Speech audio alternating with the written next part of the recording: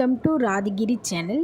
இன்றைக்கி நம்ம என்ன பார்க்க போகிறோன்னா வெண்டைக்காய் பொரியல் எப்படி செய்யலான்னு இந்த வீடியோவில் பார்க்க போகிறோம். வாங்க வீடியோக்குள்ளே போகலாம். ஸ்டவ்வில் கடாய் வச்சுக்கலாம். கடாய் நல்லா காஞ்சதும் அரை ஸ்பூன் அளவுக்கு எண்ணெய் சேர்த்துக்கலாம். எண்ணெய் நல்லா காயட்டும். எண்ணெய் நல்லா காஞ்சிடுச்சு. இப்போது சின்ன சின்னதாக நறுக்கி வச்சுருக்க வெண்டைக்காவை இதில் சேர்த்துக்கலாம். ஒரு 2 நிமிஷம் போல் வெண்டைக்காவை எல்லாத்தையும் நல்லா கலக்கி விட்டுக்கலாம். வெண்டைக்காயில் இருக்க வழவழப்பு தன்மை போகிற அளவுக்கு ஒரு 2 நிமிஷம் வறுத்தெடுத்தால் போதும்.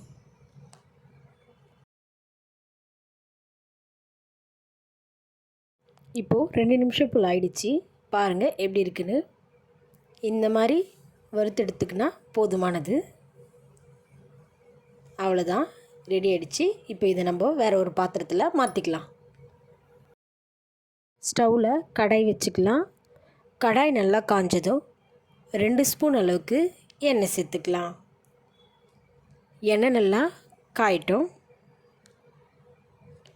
எண்ணெய் நல்லா காஞ்சிடுச்சு. இப்போ 1 ஸ்பூன் அளவுக்கு கடுகு சேர்த்துக்கலாம். கடுகு நல்லா பொரிஞ்சிடுச்சு. இப்போ மீடியம் சைஸ் ஒரு வெங்காயம் அரிஞ்சு வச்சுருக்கோம், அதையும் இதில் சேர்த்துக்கலாம். தேவையான அளவு உப்பு சேர்த்துக்கலாம். ஒரு கொத்து கறிவேப்பிலை சேர்த்துக்கலாம். எல்லாத்தையும் நல்லா கலக்கி விட்டுக்கலாம். இப்போ வெங்காயம் 2 நிமிஷம் போல் நல்லா வதங்கட்டும்.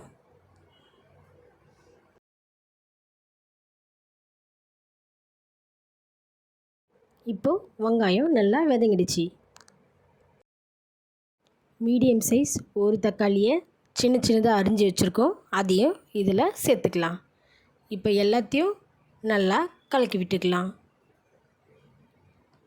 தக்காளியும் 2 நிமிஷம் போல் நல்லா வதங்கட்டும். இப்போ எல்லாம் நல்லா வதங்கிடுச்சு. பாருங்கள், இந்த அளவுக்கு எல்லாம் நல்லா வதங்கி வந்தால் போதும். இப்போ நம்ம இஞ்சி பூண்டு பேஸ்ட்டு 1 ஸ்பூன் அளவுக்கு சேர்த்துக்கிறோம். இப்போ எல்லாத்தையும் நல்லா கலக்கி விட்டுக்கலாம். எல்லாம் நல்லா வதங்கிடுச்சு. இப்போ நம்ம வறுத்தெடுத்து வச்சுருக்க வெண்டைக்காவை இதில் சேர்த்துக்கலாம். இப்போ எல்லாத்தையும் நல்லா கலக்கி விட்டுக்கலாம்.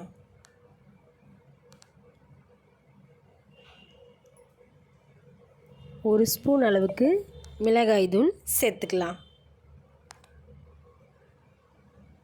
இப்போ எல்லாத்தையும் நல்லா கலக்கி விட்டுக்கலாம்.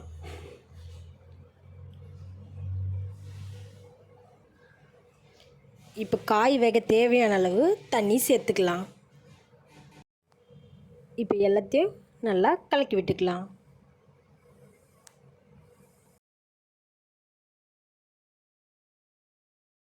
இப்போ மூடி போட்டு வேக வச்சுக்கலாம். ஒரு 5 மினிட்ஸ் போல் வெண்டைக்காய் நல்லா வேகட்டும்.